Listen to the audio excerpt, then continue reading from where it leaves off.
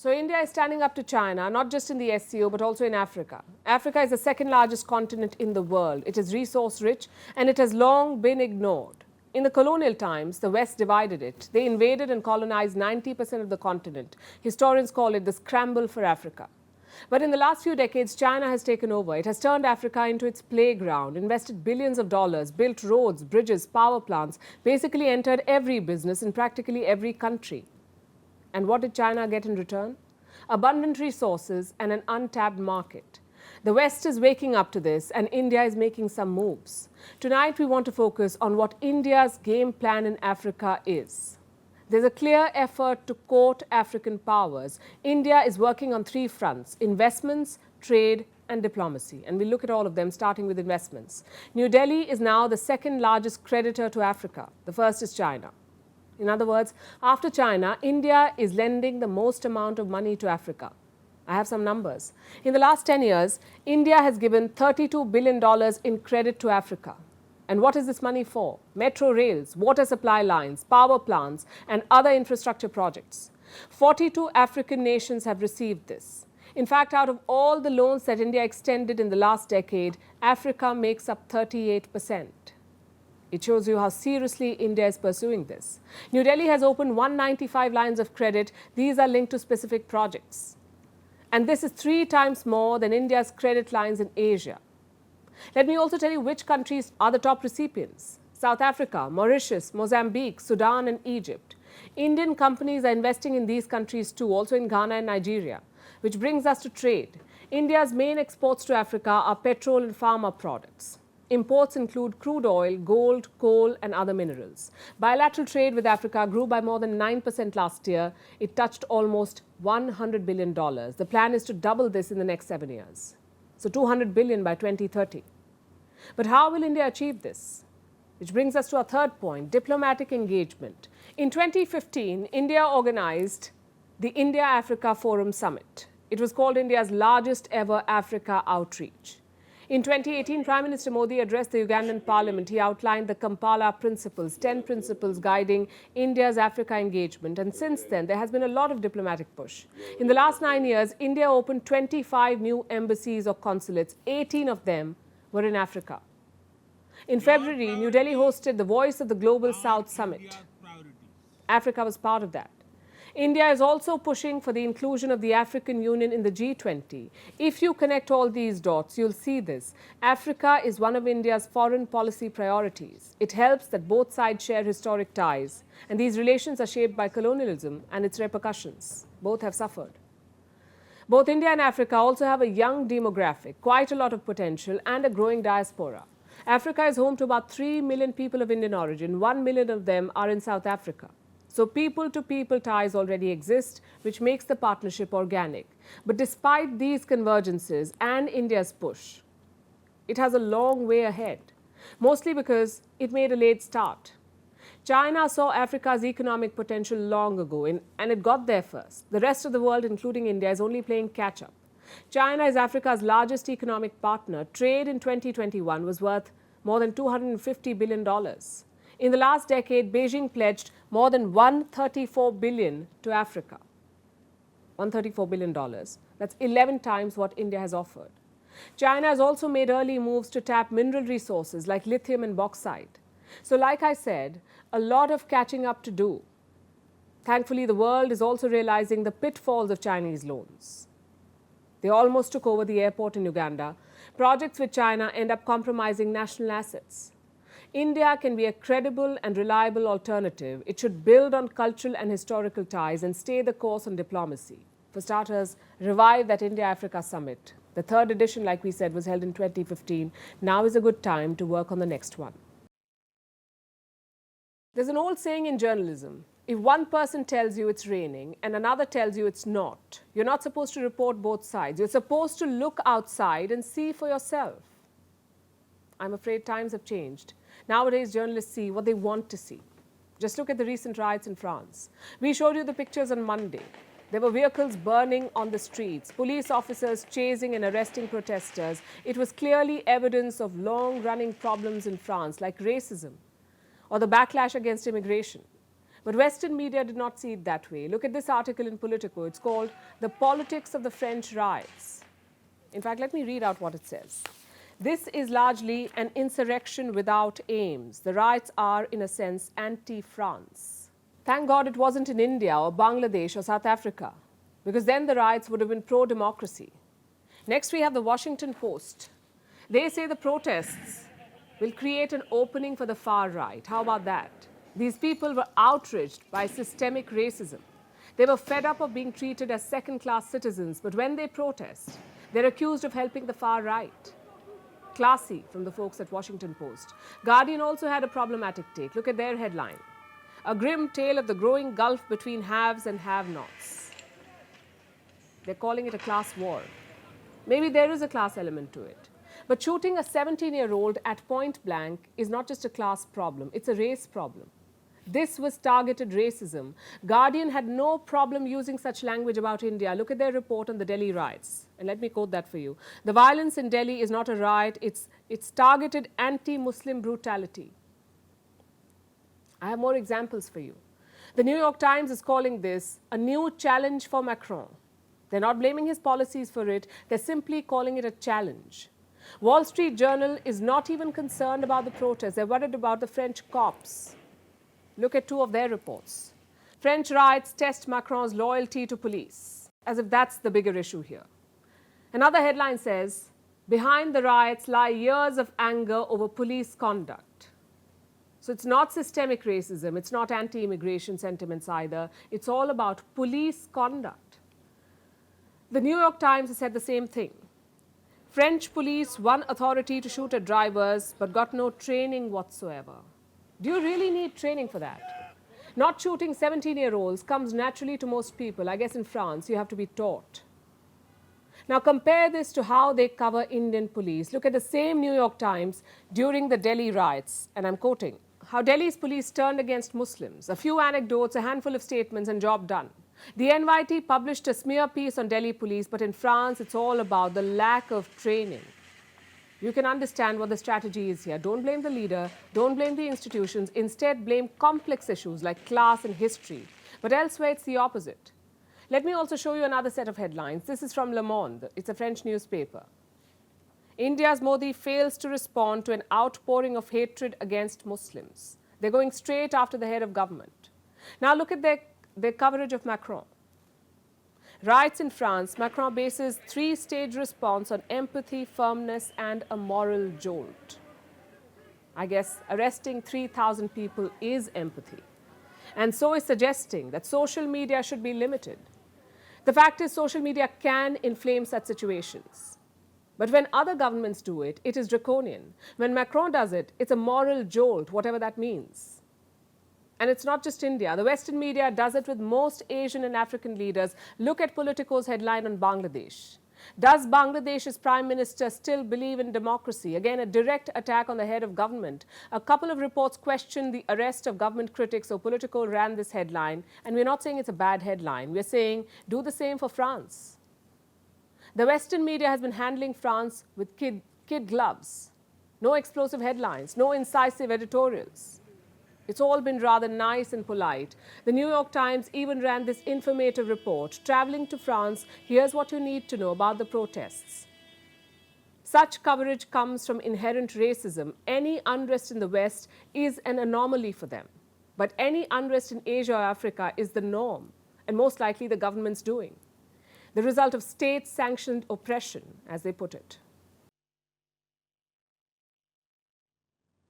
The United States is celebrating July 4th, its Independence Day. In 1776, America became independent on the 4th of July. And since then, it has been one of the biggest holidays, a day of fireworks, hot dogs, and patriotism.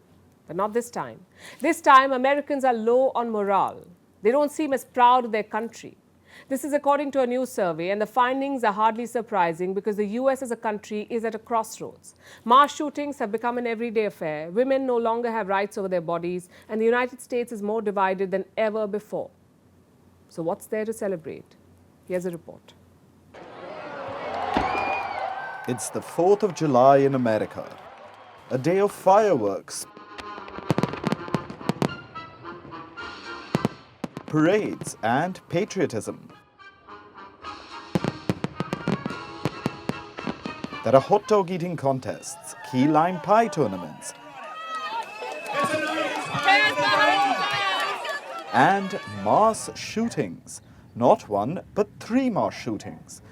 In Philadelphia, Baltimore, and Fort Worth, 10 people were killed, 38 injured, and the president repeated his same message again. But Congress needs to step up, pass common sense gun safety laws to protect our kids and educators. And by the way, arming teachers is not the answer. Arming teachers is not the answer. Banning assault weapons and high-capacity magazines, extensive background checks, they're part of the answer.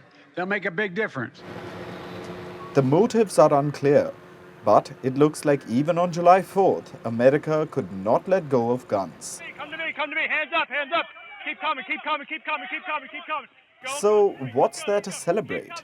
Is it the mass shootings? There have been 340 so far this year.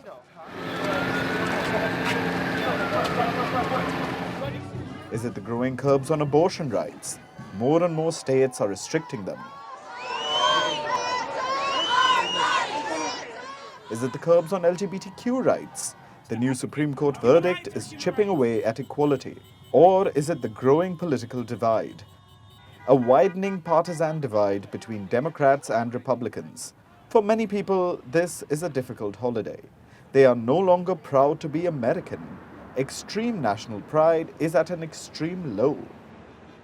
60% of Republicans still claim extreme national pride, but even that share has fallen. It used to be 86% in 2003. So morale is down, but what about America's morality? That's poor too. 50% of Americans say that the state of morality in the US is poor. This is according to a Gallup poll. And that's not all. The share is rising across the country, across both major political parties and even some independents. So, is this a moment of reckoning for America? Is it time for a rethink? It was long known as the land of freedom, the land of equality, but the last few years have shattered that notion. All people are equal, but in today's America, some people are more equal than others. Abraham Lincoln called the Declaration of Independence the immortal emblem of humanity. He called America the last best hope of Earth. But how can the United States be the beacon of hope when its people are not hopeful on their Independence Day?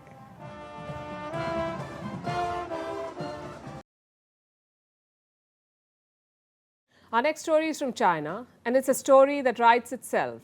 Look at the pictures. This is what parts of China look like. What you see right now is Chongqing in central China. It has seen very heavy rainfall in the last few days. At least 15 people have died. Some others are still missing. The streets are inundated. Cars have been submerged. Rainwater mixed with mud has painted the streets brown. Several counties in this region have issued red alerts. This is one of the worst affected areas in China. Look at this video. It shows rain causing a building to crumble. These images came out yesterday. The day before that, another dramatic video emerged. It shows a couple being rescued.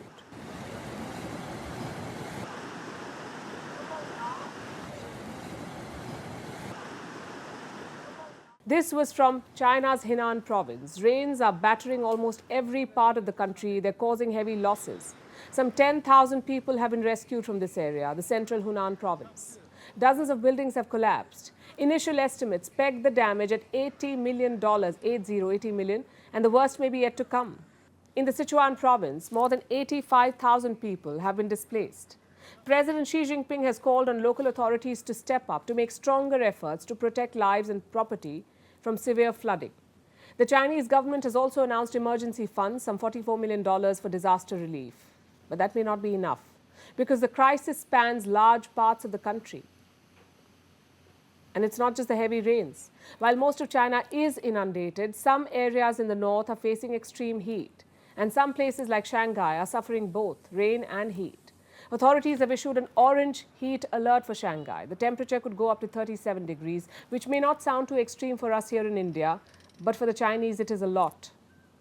They've already seen 4 regional heat waves this summer, also recorded the highest ever number of hot days over 6 months. And hot days are when temperatures cross 35 degrees Celsius. And Beijing is among the worst hit. Chinese Met authorities have issued a warning. They say the country can expect multiple natural disasters in July. Those were the words they used, multiple natural disasters. This includes floods, typhoons, and high temperatures. And this will take a toll on more than just people. China's agricultural sector will also be gravely affected by what's happening. In fact, that has already begun. The rains have disrupted wheat harvests. The kernels are turning black and unfit for consumption. Officials say this is the worst setback for the wheat harvest in a decade. Meanwhile, the heat has led to the death of fish in rice paddies where they're cultivated. Hundreds of pigs have also died due to the heat. It's been so bad that authorities have had to splash water on pigs being transported to prevent heat strokes. So both grain and meat production has been hit by the extreme weather, and this will affect China's food security. Remember, food security is central to Xi Jinping's policies. He's been trying to make China completely self-sufficient in food, so much so that he's been accused of hoarding food during the pandemic. But repeated climate disasters are denting his plans. Because this is not the first such flood. Of late, China has been seeing heavy rains and extreme weather every summer. You may remember this from 2021. More than 300 people died in floods in just the central province of Henan.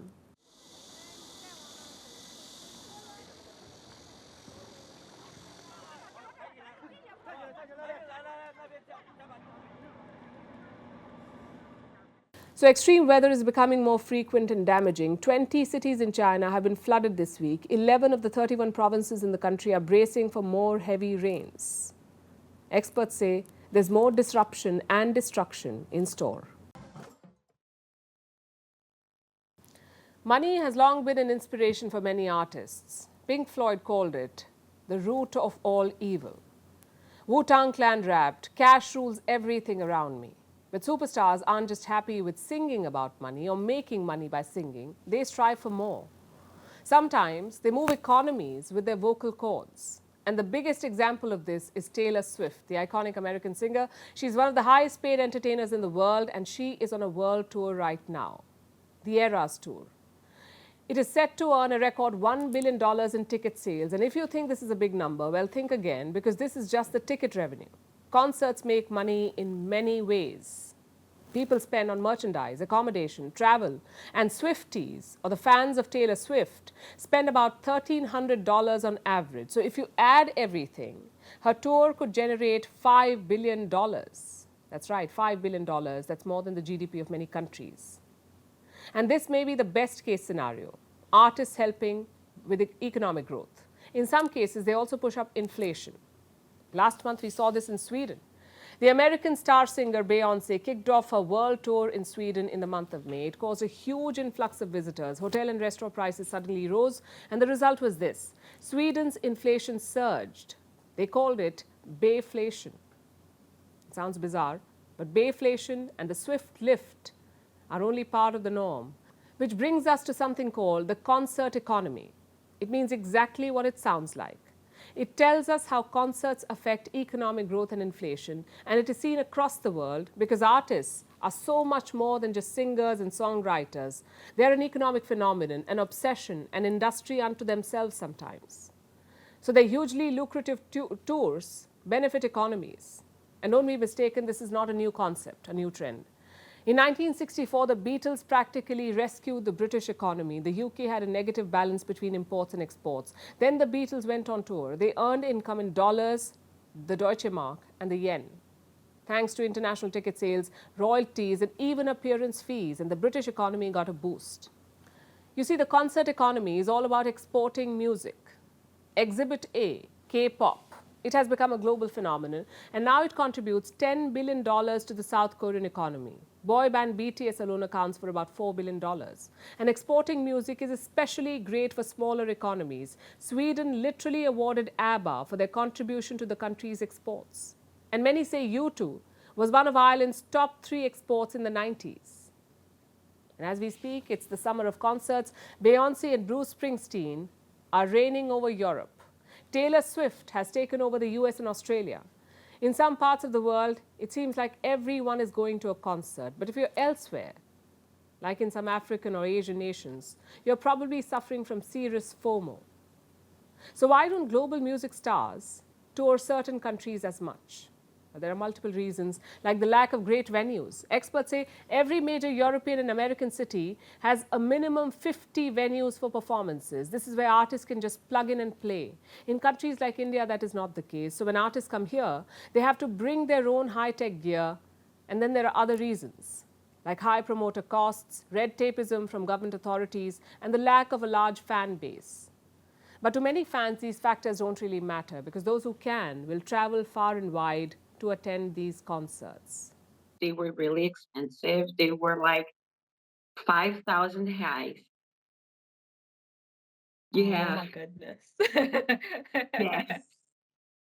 And the plane tickets after that, because, well, I had the ticket, so I had to get there. The plane tickets cost about 6,000. I actually didn't get the ticket. My friends did because there were like 30,000 people in the queue for Edinburgh. So it was kind of a team effort. So we got the tickets. They were incredibly expensive, but I was willing to pay for it. I was willing to travel 6 hours plus on a train to get there. Fact of the matter, money is funny in this rich man's world. But even in this material world, music hails supreme, it seems. And crowd-pulling concerts often pull up entire economies too. And now it's time for Vantage Shots, images that tell the story. Yesterday we showed you a Japanese sea turning red. Today we bring you visuals of a Japanese river turning lime green. No one knows what happened and why this happened. But an investigation is underway. On a Florida beach, swimmers got a surprise guest, a shark. It was captured on camera swimming alongside beachgoers. In India's Nagaland, giant boulders crushed cars after a landslide, killing 2 people. The horrific footage was captured on a car's dash cam. And finally, what makes the 5th of July significant? We're taking you back in history to the year 1977, to Pakistan's Black Day, when General Zia-ul-Haq raised a coup. He seized power from President Zulfikar Ali Bhutto, leading to 11 years of martial law in the country. We're leaving you with these images. Thanks for watching. We'll see you tomorrow.